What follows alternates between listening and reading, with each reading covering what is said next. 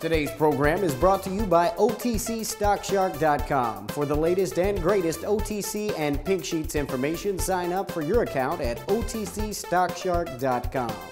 Thank you for tuning in to TBC Today. I'm Brandon Vincent. And I'm Angelina Soriano. In financial news, stocks rallied to a 5-month high, boosted by encouraging services sector data and hopes that global central banks will follow Japan's lead in stimulating economic growth. The Dow Jones Industrial Average was recently up 192 points, or 1.8%, to 10,943, its highest level since May. Boeing fueled the Dow's gains, rising 3.8%, while Bank of America increased 3.3% and DuPont rose 3.2%. American Express was the only Dow component in the red as investors digested the company's decision to fight the Justice Department's civil antitrust suit. The technology-heavy NASDAQ Composite rose 2.3% to 2,399. The S&P 500 index gained 2.1% to 1,161. All 10 of its sectors traded in the positive territory, led by the materials, industrials, and financial sectors. Investor optimism comes ahead of some key data later this week. Dow component Alcoa unofficially kicks off earnings season after the close, prior to the closely watched monthly jobs report. In U.S. news, when it hit the streets of Colorado Springs, the latest issue of Relief, a pullout supplement to the Colorado Springs Independent devoted to medical marijuana, it landed with a satisfying thud. 48 pages in all, it was stuffed with advertisements for businesses with names like Mile High Mike's, Happy Buddha, and The Healthy Connections. A full-page ad in Relief cost about $1,100, making the publication a cash cow for the Independent, which has used its bounty from medical marijuana ads this year to hire 1 new reporter and promote 3 staff members to full-time. The paper has also added a column called Cannabiz that follows news from across the country. Its author is the new marijuana beat writer. But few predicted this, that it would be a success for local newspapers looking for ways to cope with the effects of the recession and the flight of advertising, especially classified listings to websites like Craigslist.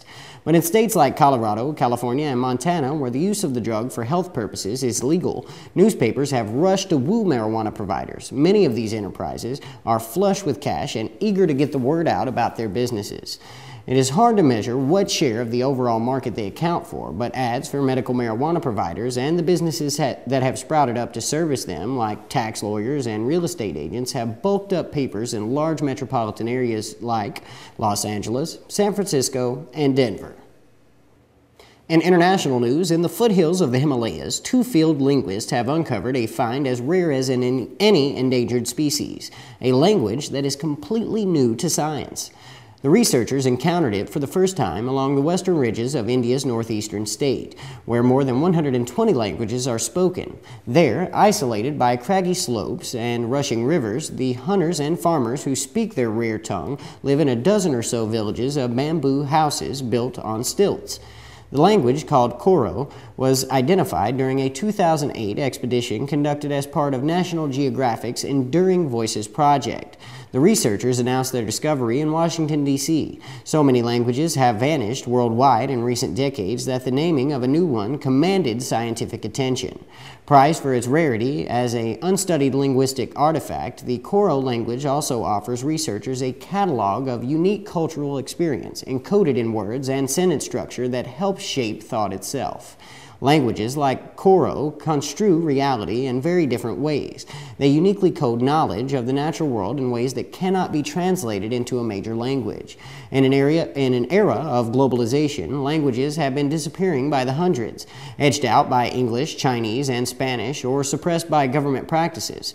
Of the 6,909 known languages, about half are expected to disappear in this century.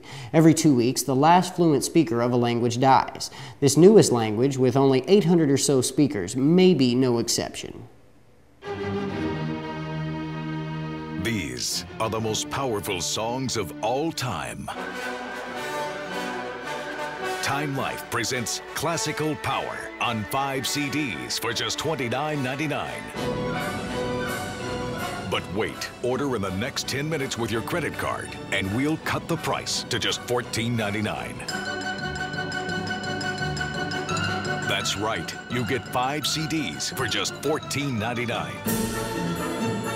Then preview other beautiful classical CDs, satisfaction guaranteed. This collection is not sold in stores, so call now and get Time Life's Classical Power on 5 CDs for just $14.99. Call 1-800-731-0511 to order Classical Power for $14.99 plus shipping when you call in the next 10 minutes with your credit card or order online at timelife.com/power. In travel news, MGM Resorts International is taking the heat for an intense beam of searing desert sunlight, jokingly dubbed the death ray. At some hotel guests say poses a risk of severe burns to bathers lounging at poolside. The beam is actually a concentrated reflection of solar rays bouncing off the gleaming glass of the concave-shaped high-rise Vdara Hotel and Condominium, which opened on the Las Vegas Strip in December. Local media, as well as some hotel staff and guests, have come to refer to the reflection as the death ray. But MGM Resorts officials prefer to call it a solar convergence phenomenon. MGM Resorts, which owns the property, has sought to correct the problem by installing a high-tech solar film over each of the 3,000 glass panes covering the south side of the Vdara to scatter the rays. But the concentrated sunlight remains hot enough at certain times in certain spots to melt plastic and singe hair. MGM Resorts said it is now looking into further procedures, including more umbrellas, additional foliage, and shade structures. In tech news, contrary to popular belief, the iPad isn't gobbling up huge chunks of PC sales. According to an NPD research report, only 13% of iPad owners surveyed chose to buy an iPad instead of a PC. That's a small number considering that 24% of iPad owners replaced a planned e-reader purchase with Apple's tablet. The report also noted that iPad owners, especially early adopters, are a particularly tech-savvy bunch, as they're significantly more likely to own Apple's gadgets, e-readers, or smartphones. NPD's findings clash with earlier reports suggesting that the iPad was stealing away a significant number of sales from traditional personal computers. Last month, Best Buy CEO Brian Dunn said the iPad has replaced as much as 50% of all laptop sales at the retail chain. Now, that's a significant number, but it's only one internal estimate for just one commercial retailer. That doesn't just go to say that the iPad isn't selling extremely well. Bernstein Research recently issued a report claiming that iPad adoption rates are the fastest in electronics production history, with sales of approximately 4.5 million units sold per quarter. By way of comparison, the original iPhone sold 1 million per quarter at launch, and DVD players sold only about 350,000 per quarter when they first launched. In green news, the solar industry has grown quite fast in the past few years, and it looks like this will continue in 2011. iSupply forecasts that worldwide solar installations will reach 20.2 gigawatts next year, up from 14.2 gigawatts at the end of 2010. That will be a growth of 42.3%. At that rate, the industry would double every 2 years.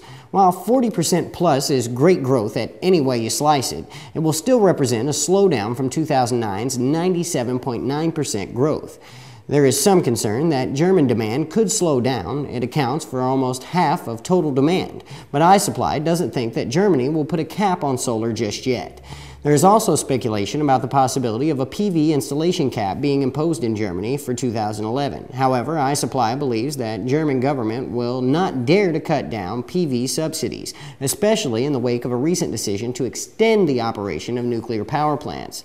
Solar still represents a small fraction of total generation capacity, but at these rates, don't be surprised to see more solar in your area. Thank you for tuning in to TBC Today. I'm Brandon Vincent. And I'm Angelina Soriano.